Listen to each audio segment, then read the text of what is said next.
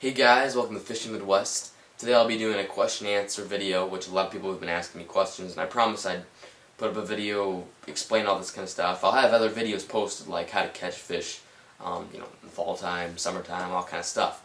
So I'm going to start with Flavorful's comments. He asked, what lures / baits do you recommend for the spawning crappie coming up? Flavorful, my suggestion to you is to look for shallow waters and throw tubes, grubs, all the way up to 3 inches down. Probably the best time to catch your white crappie and black crappie. Your big females are going to be really feasting right now. I probably caught most of my crappie and the biggest crappie at this period of time. You don't want to go past May. If you go past May, then you're not going to catch the really big crappies in one solid area. Like I said, I probably got about 100 crappie, well over 12 inches, in the same area.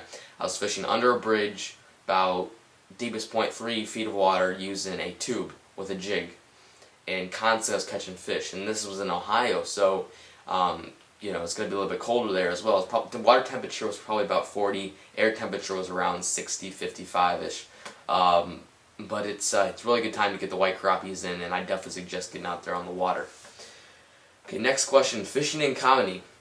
I have been having troubles catching bluegill in rivers and also lakes. Can you make a video of how and what to use to catch them? For bluegills, specifically right now, are going to be in running water. And by running water, I don't mean streams, rivers, all that kind of stuff. Go to a lake, and look for inlets, meaning things that are running off into it, whether it just be a drainage pipe, some kind of runoff, even like a small stream running into the lake. Meet that point where the stream or river touches the lake and fish that constantly. The bluegill are probably going to be pretty shallow right now because they are spawning like the majority of their fish. The fish that you want to look for are going to be in your sandy beds. A lot of the bluegill look for sand beds. If you notice, probably if you've got a clear lake that you're fishing out, you can see indents in the sand, and it's usually pretty shallow as well. Shallow flats and some running water that's meeting a lake is going to be perfect right now. I would suggest using small baits, possibly flies. I'm actually going tomorrow, going to try out my fly rod. I'm not a fly expert, but I'm going to be using some dry flies with my my little Cabela's fly rod, and I'm going to be fishing in about a foot of water because the spawning is going to be incredible, and I'll have a video posted of that as well. So good luck to you fishing in comedy. Hope this helps. Larry23433. What is your opinion on open face reels or spinning reels? Some people call them blank. I don't know. I love them. I think they are pretty good reels. Go with what you feel's best. I fish close-faced spin casts when I'm going for bluegill, just for fun. I feel that they're a low-maintenance reel. They're not going to last long, but once you've got them, they're cheap, inexpensive, and they work. And no hassle. You probably won't even get any bird's nests, depending on the brand that you buy. If you're going to buy a spin cast or close-faced, buy the most expensive. I'd go tops $30. I would suggest something a little bit more heavier duty for largemouth bass and your big crappie.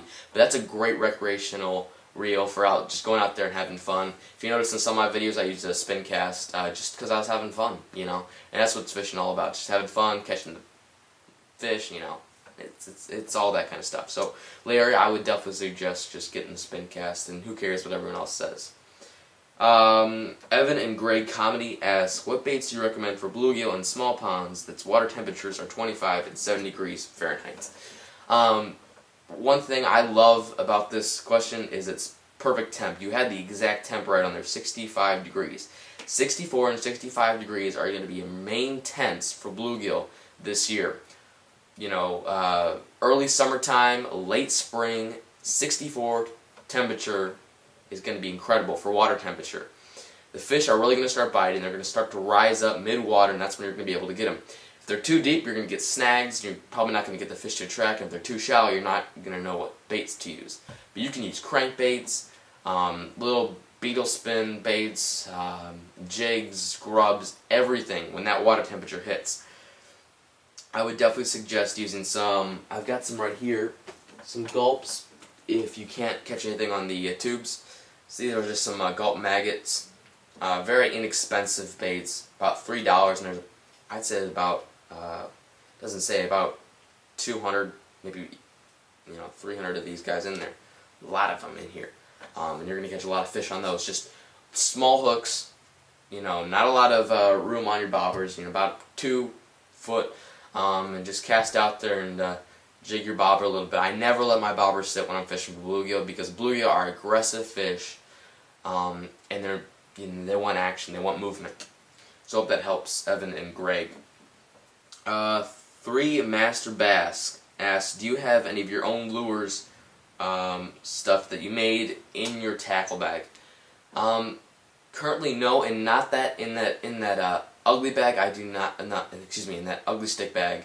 I do not have any of my baits that I've poured. I've got another bag that I carry with all my plastics in it. I just haven't made a video of that. So to answer your question, yes I do, but not in that ugly stick bag. Let's see. G3 Steve asks a couple questions. Do these worms float? And he's talking about the old dog baits, drop shots. Do these worms float? What mold would you suggest from Lurecraft for drop shot worms? To answer your question, Steve, these do float if you add something to them.